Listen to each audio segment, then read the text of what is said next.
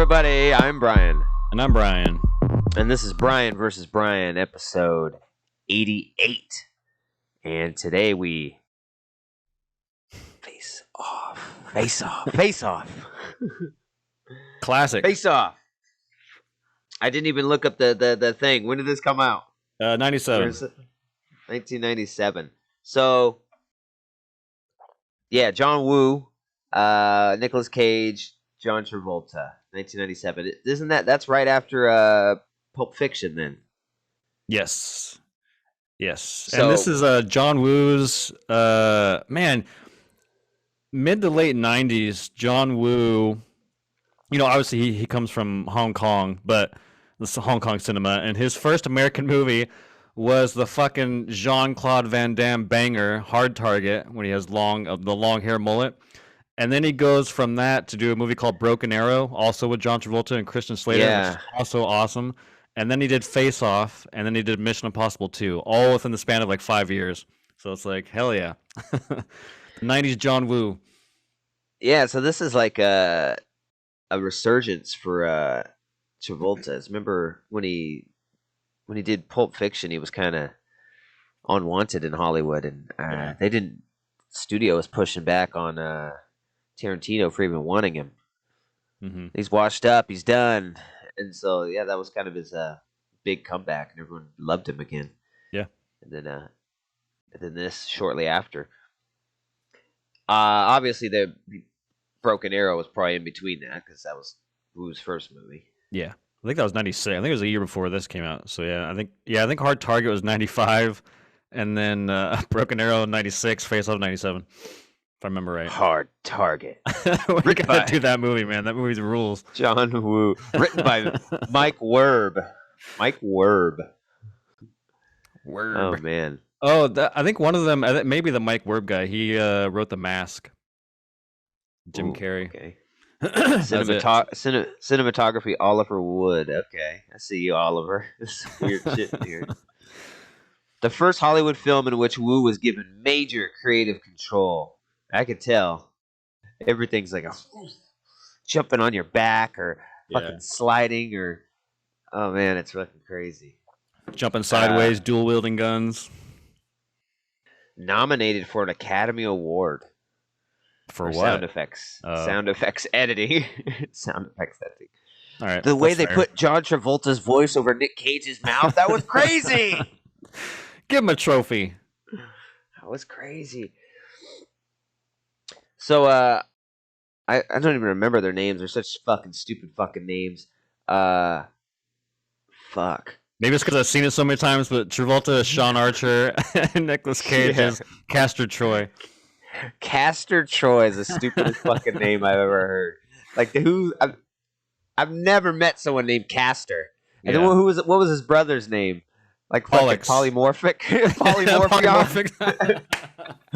Polymorphicon? Oh, man. His brother in this fully sent it, didn't he? He's just like, hello. He's just like the weirdest fucking little dude. I hate it when you call me bro. That guy was fucking right on. So, yeah, Sean Archer survives an assassination attempt by homicidal sociopath Castor Troy, but the bullet penetrates Archer's chest and strikes his son, killing the boy. So then we start our 6 years later, and we see he's still trying to get him. This is all the opening credits, by the way.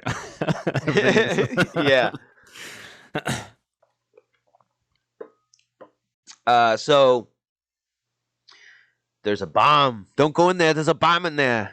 Mm-hmm. Hey, there's a bomb. Of course, classic 90s. What's wrong? There's a bomb. That's what's wrong. It's always a bomb. It could decimate a square mile. What kind of bomb is this? There's never been a bomb like that invented. Yeah. Fucking, what is it? What they got an atom bomb? It's biblical. It's like a fucking, like a package bomb. It's a giant bomb in there. This bomb has the power of 100 bombs.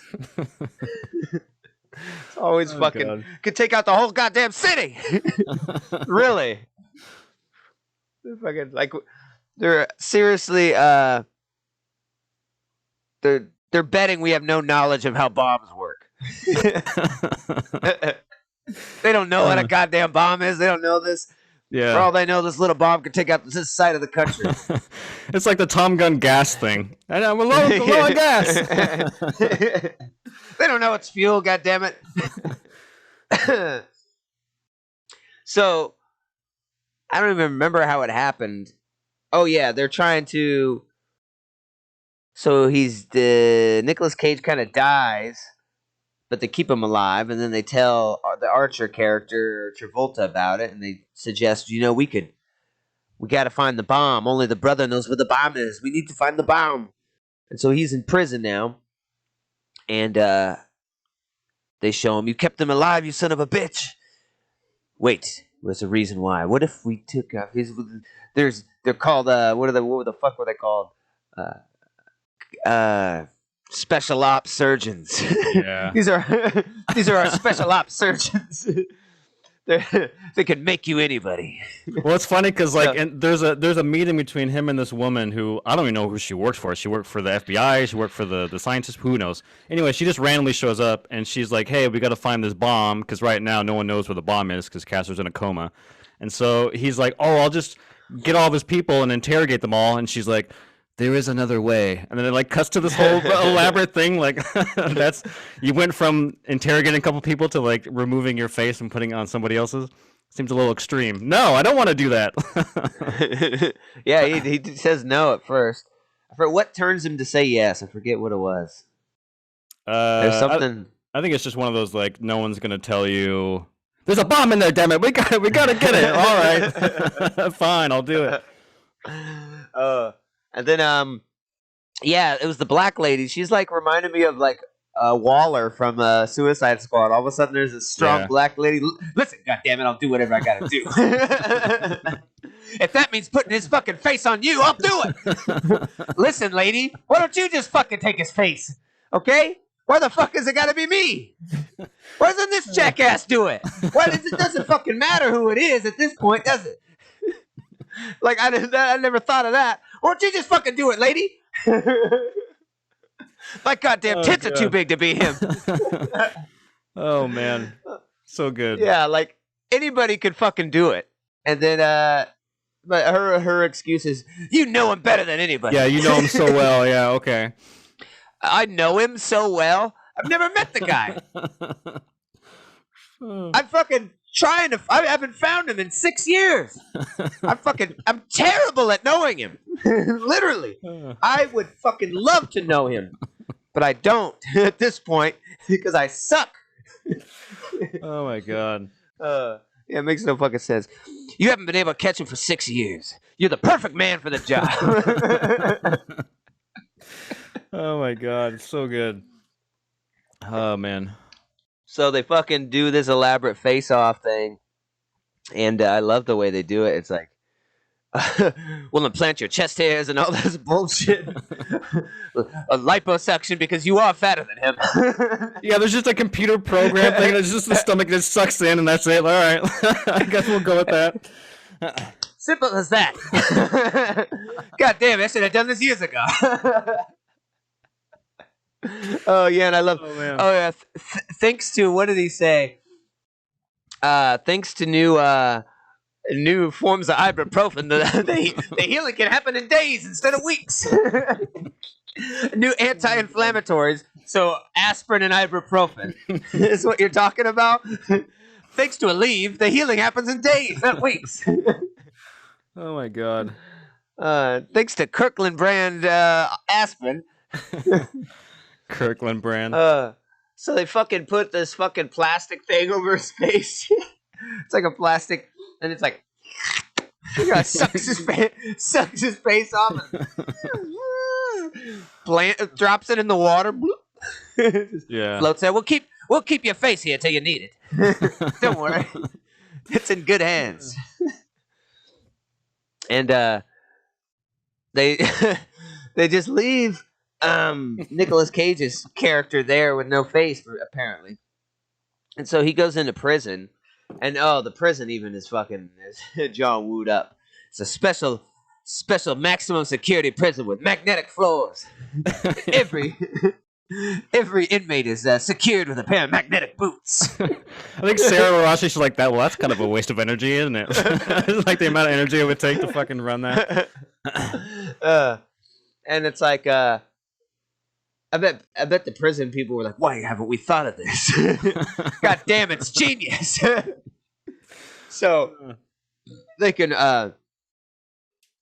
By the end of it, though, you're gonna be buff as fuck because he can do your calves. It gets out of there, and you're like Jean-Claude Van Damme. You're doing fucking giant high kicks. Wah! Yeah. Kick a hole in steel and shit. Everyone what has have we giant done? calves. We've made a monster.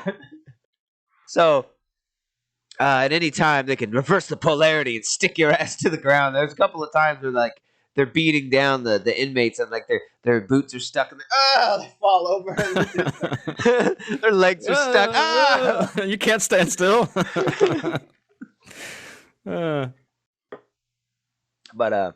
that was some funny prison stuff. And his brother kind of doubts him for some reason.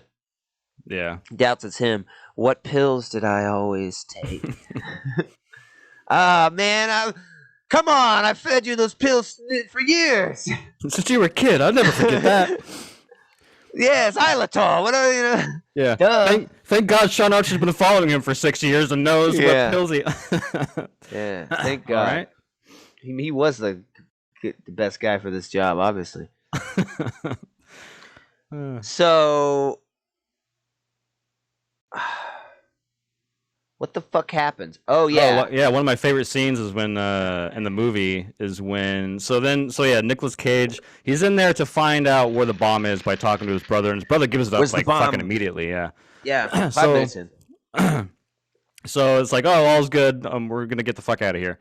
Well, in the meantime, Nicolas Cage wakes up from his fucking coma and still has a nose for some reason, and then he basically murders the doctors, murders everyone who knows about this operation, and makes them put John Travolta's face on his.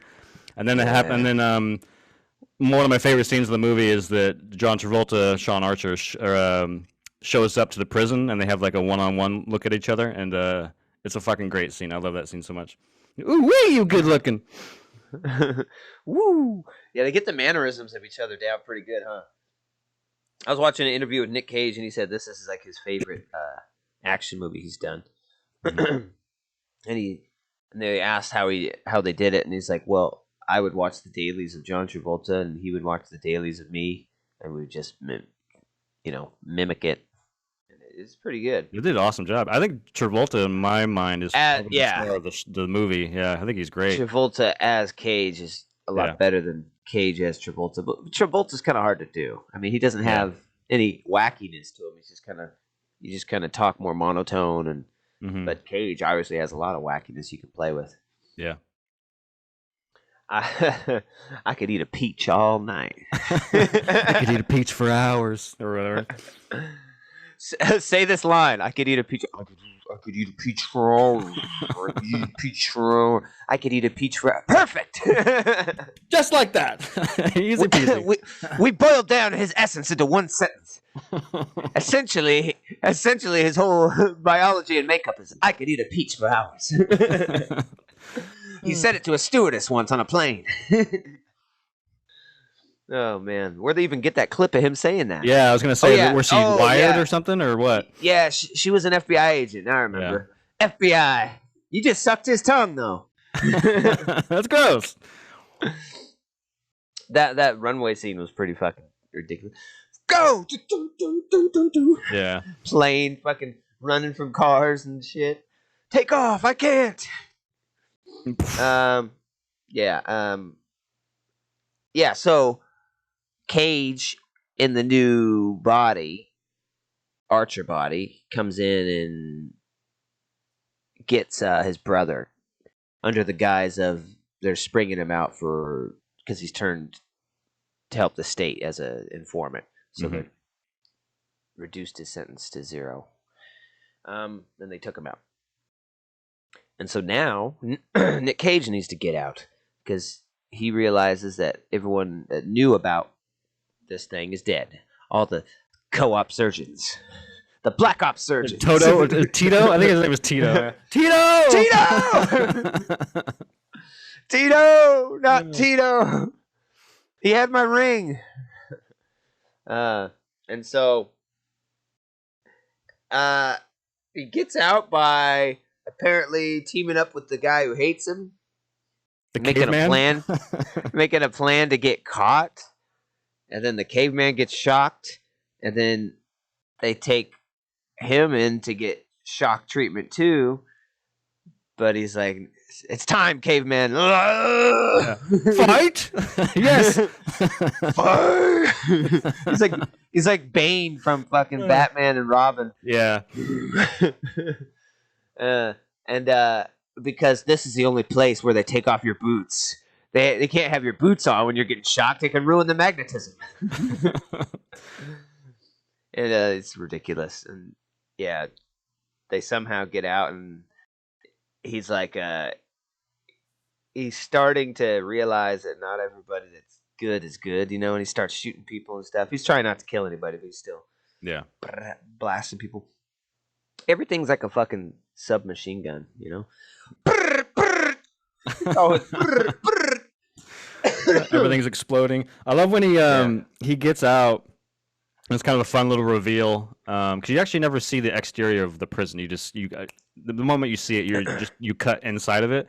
So he opens the door and he's like outside and he's in the middle of a fucking like the ocean or something, a body of water, and this helicopter fucking comes up and it starts shooting at him. Of course, I thought it was funny because he jumps into the water and the helicopter. Oh, all right, well, and they just fly away. Like you're not gonna follow up on him. Is he alive? Where'd he go? Okay. I don't fucking know. Hey, what is this, a submarine? I'm out of here. Hey, you didn't tell me to bring a fucking submarine, did you? All right? I thought the motherfucker could fly. What am I going to do? I'm in the air. I can't do anything. Fuck, call the subs in. Oh, God. Hey, as soon as he's not in the air, that's out of my jurisdiction. Because he jumped off the building and the helicopter guy's like, he's in the air. This is my time to shine. Ah, shit, he's in the water. That's not my nope. That's international waters. I gotta go. He's the Navy problem now. Yeah, that's the Coast Guard's issue today, isn't it? Yeah. Call the guard, I think. I don't got no boat, bitch. I'm out. Oh shit! It's right here. All right. How the fuck did he get out of there? I don't know. He swam. Yeah. I thought like the chopper was there to get him. I was like to help him. I was like, no, he just fucking swam. The next time you see him, he's still in his fucking prison gear, and he stops at a valet, like in uptown posh L.A. night joint dinner place. He's like, yeah, that's the first place I'm going. This is fucking Hollywood. I'm gonna get myself a badass ride, bro. Goes and gets a Volvo. Yeah, I like to just have the fucking valet box chilling there. The fucking nobody come over here. There's like Ferrari keys in here. Don't open this. Ridiculous. And then he meets up with like Nick Cage's actual group of friends. I love this scene where like the bald guy, it's like, hey man, I haven't seen you forever, and then he gets all fucked up with them, and they're all drinking and shit and doing drugs, and he does some kind of fucking drug, some kind of pill put in the fucking drink. I don't know. Mm-hmm. Starts weirding out, but then I like by the end of the scene I think it's because the brother's kind of watching, right? And then he tips off Travolta, who is actually Cage, to what's going on, and they raid the place. Bunch of FBI agents and shit. And I just love it. The whole thing's just like jumping and fucking sliding, and then you're on your back, slide around a corner. Mm-hmm. And then I love the bald guy's like, oh, my place is getting fucked up. Yeah, I like that too. That was pretty funny. Oh yeah. And it's just fucking so many windows. Just and every time the cops come in, they come in from the top, and it's glass shattering. Like, what is a fucking whole roof made of glass? It's like every time. It happens, I think, 8 times. Yeah. Coming in, it's like, dude, it's like there's not fucking glass on the roof. They just live in a fucking greenhouse, man. I just couldn't believe it. There's so many An windows. explosion of glass and sparks and gunfire, all the while fucking Somewhere Over the Rainbow is playing. Oh yeah, that was great. That was the most John Woo moment, I think. Yeah, I actually like that moment a lot. Somewhere over the rainbow.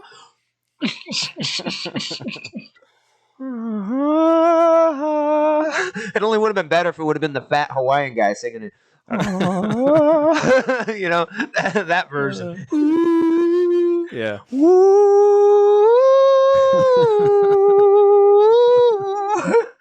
Oh, Lakatiki, brother. I love this version, brother. Big Vegemite letter, brother. Yeah, the version would have been better. Would have been awesome. That fucking kid. I thought those were just like hearing it muffs, you know? They put over his ears. And they're like, yes, listen to your music, honey. Turn it on. I was like, oh, shit. The old FM radio in the fucking headphones. Oh, yeah.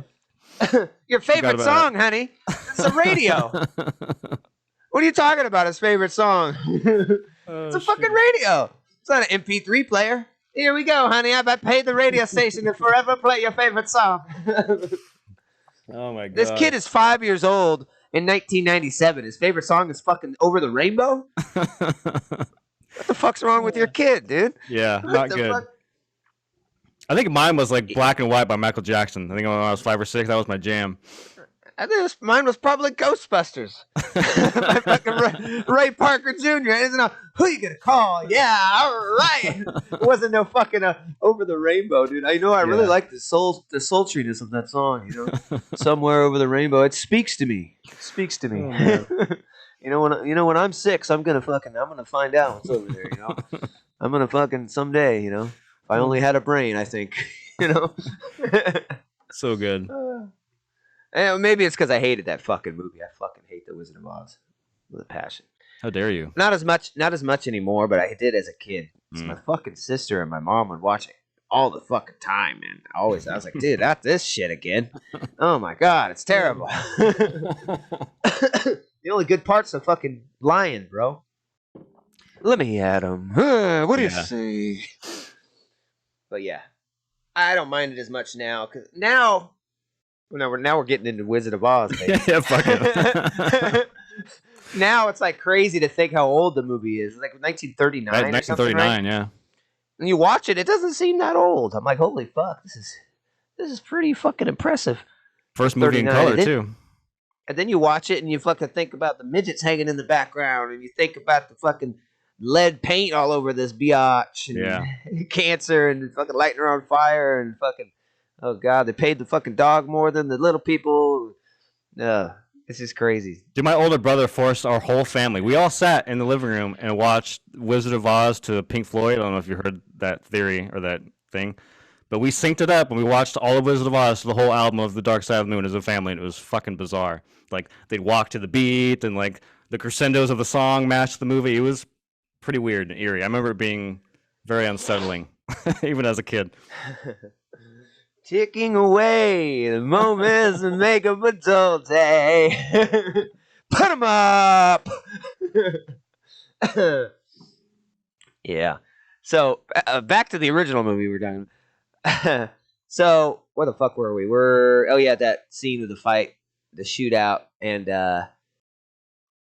Travolta starts to relate to these people. He's like, these guys are nice. I like them. He likes the lady, he likes the dude. And it's he starts to be like Castor, but a better version. You know what I mean? Like he wants to take care of his buddies and all this. It's pretty crazy. And finds out Castor has a son about the same age as his son when he died, and freaks out on him a little bit. Little Mikey, yeah, fucking weird. I was good to you, Mikey. It was funny. Sarah hadn't seen it in years, and she kind of came in late to the movie. I think she came in not late, but I think she came in during the base scene in the beginning of the airplane. Anyways, a few scenes after that, I think it's the scene where Travolta comes home and tells his wife he has to like go away for a little while and have a quote unquote fight, even though they don't fight. Anyways, Yeah. he puts his hand over the Yeah, thing, and Sarah had no context. She was like, "Well, that was fucking weird. Why did why did he do that?" Because she didn't see the opening when he does it with his son, but they do it throughout the whole movie, and it's still With weird. with context, it's pretty fucking stupid. I was like, why does he keep doing that? Oh, fuck. This is the stupidest shit. Like, oh, don't touch my face. Dude, germs, asshole. Come on, I'm a doctor. And so, anyways, Cage. Fuck, it's so hard to describe the characters. Yeah. Travolta. Nicolas Cage, the good guy. Yeah. Travolta's now Cage. Cage is now Travolta. They got it. Finkel and Einhorn. So he has to convince his wife that he's him, and he finally does. And Travolta is making his way up to. He's making his way up to the FBI. He saves the day. He disarmed the bomb in under 20 seconds. And it's I love the disarming. It's got a little disarm the bomb with a code. Didn't work the first time. Like, pushes it in again. Oh, there we go. Another code word. And then it's got like a little screen. It's like, you disarmed me. Big titties bounce. Yeah. it's got a little animation for a disarmament. In case somebody disarms us, they're gonna see some big ass titties. Congratulations. It's like, why would do it? Oh my god. Program this into the bomb. Don't worry, I put titties in the bomb. Don't worry. It's the bomb. There's gold end of that rainbow. Yeah, I was saying earlier, I think Travolta is the star of the movie, and not only because I think he does a really good job as Cage, but I think that his storyline is the most interesting. Like you said, he kind of rises to the ranks of the FBI. Like even him in the suburbs with the wife and him trying to fit in there. Like every time Travolta's on screen, I think the movie really shines. Not that the Cage stuff is boring; it's just less interesting than the Castor Troy trying to live the married life. Yeah. What I was gonna say is he's climbing up the ranks in the FBI, and then there's this fucking ridiculous scene where the boss comes in. You know what? I don't like the way we're a little worried about the way you've been getting this done. I don't care if you are Life Magazine's Man of the Year. It's like, Time Magazine, yeah. Yeah, it's like they made him Man of the Year. He's an FBI guy. Because he disarmed the bomb. This FBI guy's really doing stuff, okay? Have you heard about this guy? Fucking Man of the Year. Oh my god. Oh, that was the most ridiculous. And it's just a throwaway shot real quick. They hold up the magazine. I don't care if you are Man of the Year. Oh man. And then like throughout that scene he's like, and let me tell you, anyway, and he keeps like grabbing at his heart, and his like heart hurts a couple times, and he's talking, and Travolta's like, like smacks him in the heart. No, that's exactly what I didn't need right now. You made my heart attack go into. You made it happen worse. Yeah. He falls to the ground. We need a paramedic. He's had a goddamn heart attack. And then I love the other line. It's like, I forget his name, but without his boss there, he's the next in line to be leader of the FBI. Oh, yeah. Hell yeah. Now he's untouchable. No, because he's going to be at the funeral. Got to get him at the funeral. Anyways, I mean, the rest of the movie is just fucking hodgepodge of fucking fighting and shooting, right? I would say the boat chase scene is pretty rad. I like the stunts in that. It's pretty good. Yeah. It's like it's a 90s action movie. You got to have a fucking speedboat, right? Mm-hmm. Or a hovercraft, at least. Yeah. Speed. This might be some Jackie Chan shit, dude. Right. You got two speedboats. Dun, dun, dun, dun, dun, dun, dun, dun, dun, dun. And then, they start fighting on the boat. He gets on the boat, and they're both on one boat now, and they're fucking fighting in the back of the boat. The boat's driving itself. Dun, dun, dun, dun, dun, dun. Oh no, they're fighting, and they're fucking. He looks up, and oh no, there's a fucking bridge. Oh no, no one's driving it. We gotta wrestle in between the fighting. hold the boat steady and go through it like it's a fucking, threading the needle. And then we're fighting too much again. Now the boat's gonna hit the fucking dock. And then they both realize it. Oh! And then the boat hits, and I love this is the best scene in the movie. The best clip of the movie. Like this should be. I see the GIF that you sent me. I see that one a lot at the church. Mm-hmm. This should be the fucking GIF. The boat just boom, fucking topples over with water splash, and both of them like. Wah! Yeah, they're ragdolling, free flying. They're both flying through the air, and the boat behind them, and an explosion and shit. I'm like, dude, that's the fucking cover of the movie. Face off. Face off. Dude, I watched the trailer to try and remind myself to see if I'd seen this. Like I said, if I'd seen this, it must have been when I was super young. I don't remember a goddamn thing. Yeah, the trailer's really good. FBI agent training his whole life must become another man. When the tables are turned and you don't know who to trust. It was really good. So, what happens then? And then they kind of have some dialogue during the fight. And, I wanted to talk about the daughter when she almost gets raped in the car. Do you know who that guy was? That 70s show guy. That was fucking Danny Masterson, who has been accused of sexual assault multiple times. And I was like, yeah, this old bastard's up to his tricks again. Oh no, I didn't know that. That's fucking rough. Yeah. Wow. I was like, oh, Danny Masterson playing a rapist. That's a stretch. Let me spread my acting chops. It's like Danny's like got in the car and starts fondling her. Danny, don't you want to look at the script? Oh yeah, let me see the fucking script. Oh yeah, okay. That's what I was gonna do anyway. Oh man, that's fucked.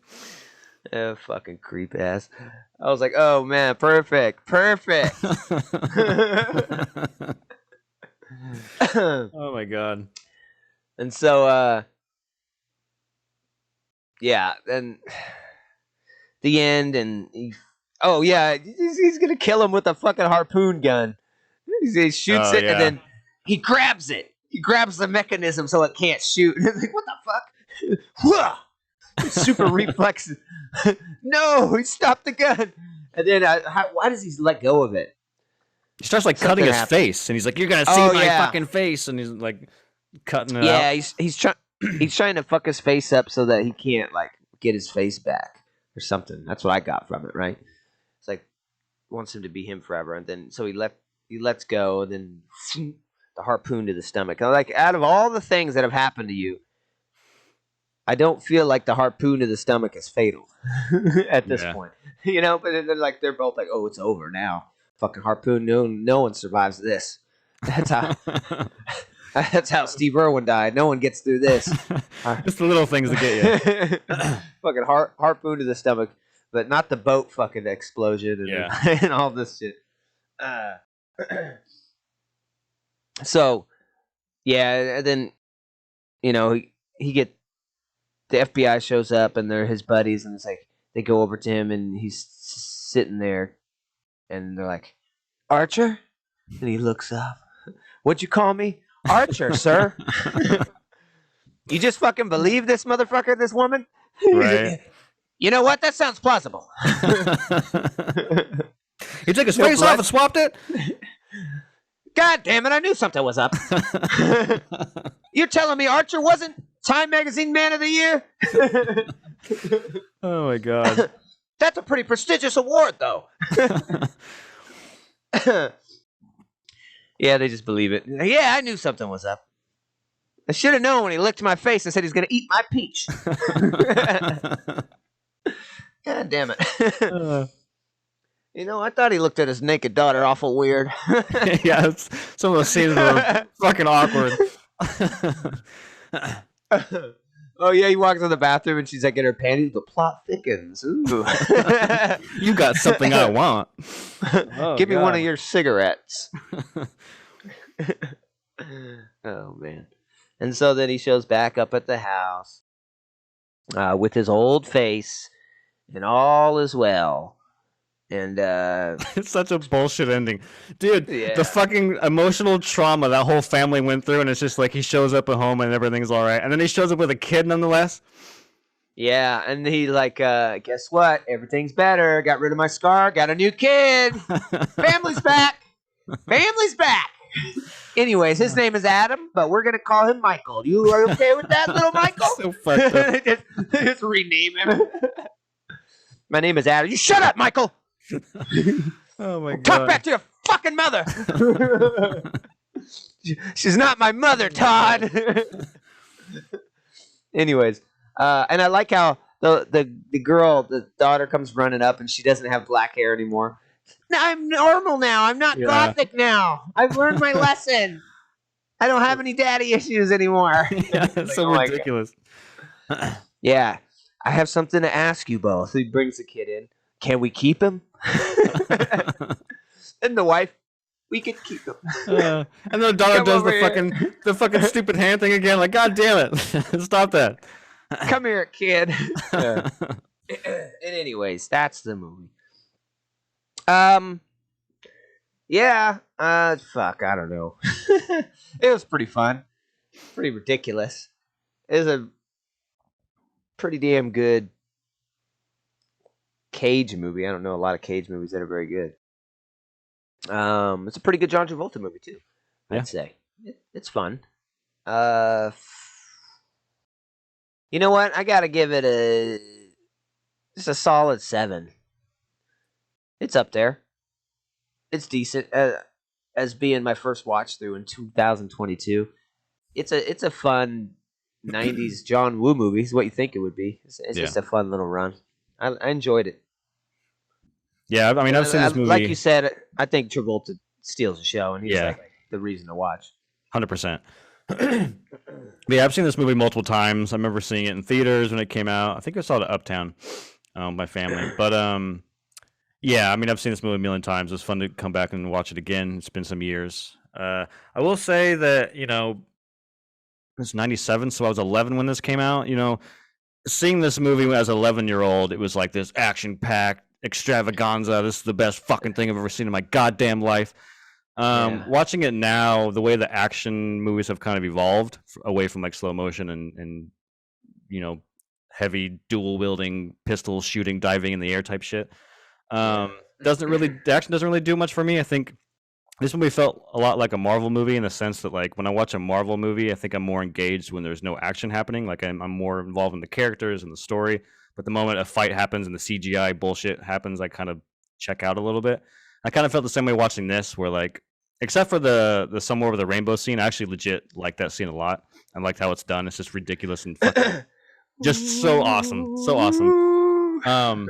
But for the most part, I kind of check out during some of the action. I just don't think it's really all that exciting anymore. But I do, as absurd as the story is, I get kind of roped into it a little bit. Like, it was funny to watch it last night because, like, I'd say probably the first 30 to 40 minutes, Sarah and I were kind of riffing on the movie and having a lot of fun with it. And then somewhere like around the prison stuff, maybe after the prison stuff, like we got all talking stuff. Like we all we just kind of got involved into the story and the plot and the movie and everything. So it does a really good job at sucking you in. But anyways, I had a lot of fun rewatching it. I'd say it's like it's a high 7, like 7.8. That's kind of where I'm at. Yeah, 7.8. Yeah, that's a good score. Yeah, for all the action, it does kind of slog around a bit in the middle, doesn't it? It gets kind of slow. Long. Yeah, it's like a 2 hour, 20-minute movie. I started it at like 8 o'clock this morning, and I thought for sure I was going to make the 10 o'clock deadline. And then I looked at how much time was left. And so I texted you, I think we're going to have to make it 10:30. This fucking movie's long. I didn't anticipate this, And yeah, it got kind of boring in the middle. I was like, oh man, even with all the action, it's just kind of slogging around. I was like, until you get back to the plot and stuff, like, it's actually interesting, But yeah, 7.8 and a solid 7. So check it out, guys. It just came out. It's called Face Off. I think you'll enjoy it. It's in your local theaters. I recommend Broken Arrow too. Broken Arrow came out a year before. It's a really good Christian John Travolta movie. I don't think I remember that one at all either. I'm gonna have to check that one out. Yeah. Broken Arrow is like when someone steals a fucking nuclear missile warhead. or something. Yeah. I vaguely remember the story of that. And it's a really good like unhinged Travolta role. I don't think he's quite as absurd as he is in this movie, but it's another like he's the villain of the movie, so he kind of has fun with it. And it's just Christian Slater doing John Woo shit, and you can't go wrong Christian Slater in the 90s. Yeah. I don't want to watch that Arnold movie about the bomb in there. Now that I remember that. What one was it? It's like fucking Collateral Damage or something. Oh, I never saw that. Something. I think that's the one. I don't think I've seen it either. I think I just know the titular line. Because Bill Hader talks about it. He's like, it was one of his first jobs. He was like a grip or something on the set. And he's like, yeah. It was an Arnold Schwarzenegger movie. It was the one where the titular line was, "Don't go in there. There's a bomb in there." That was the big tagline. There's a bomb in there. I've told you that. It's like I met Arnold. That story is like I met Arnold one time on the set, and he's like, "Where?" He's like, "Where's Jeff?" Jeff's a makeup artist. It's like, I don't know. I'll find him. Good. Show me your leadership capabilities. So awesome. All right, man. 7.8 and a 7. Thanks for watching. As always, check us out on Apple Music, Spotify, over here on the YouTubes. Coming soon to mini disc, vinyl. So we're gonna have all the major players here. We're gonna be on your Kindle soon. So. Oh yeah, and happy Easter, I guess. Yeah, happy Easter, everybody. Recording this a day early, but by the time this hits, it'll be Easter. By the time this hits, it'll be dead. Easter. Oh, it'll be Easter. Yeah. If you were dead, you're going to rise from the dead. Because it's Easter. And that's what Easter's about. One rabbit, one egg. They couldn't keep him dead. Jesus is back. They couldn't keep him down. He's back, I'm telling you. Jesus Christ in Easter. I always love the movie trope of like, if you're seeing this, I'm already dead. It's like, well, you could have found it when you're not dead. It doesn't mean, I don't know. I just always love that. If you're watching this video, that means I didn't make it. No, you're alive. Oh, thank God. There's a lot of interaction for a video. Yeah, I thought about it. Pretty much every possibility when I filmed this. Oh my God. It's almost like talking to like a hologram from Superman. Yeah, right? It's almost like I'm intelligent. Yeah. But I filmed this days ago, I swear. This is one of the worst. I know we're going off a little bit. One of the worst ones I saw was Scream 3, where they're like, well, fucking Randy's sister's here, and like, oh, I have something to show you. And it's just Randy giving the rules for a threequel, and it's like, what the fuck? So stupid. I anticipated this happening. There are certain rules for a reboot. I imagine that reboots become somewhat popular 10 to 15 years from now. So I've chosen to film this now. And I filmed it as a digital video, therefore you could use it on a future computer. Oh, man. Yeah. So, yeah. Anyways, thanks for joining us. Love y'all. Thanks for supporting us. Thanks for watching. We really appreciate it. We'll catch you next Sunday. We'll have something else to talk about and hopefully share some laughs. And we enjoy you allowing us in your living room, in your AirPods, or in your FM stereo, however you're doing this, man. We appreciate it. Until the next Vs, we will have to say peace. Peace. Happy Easter.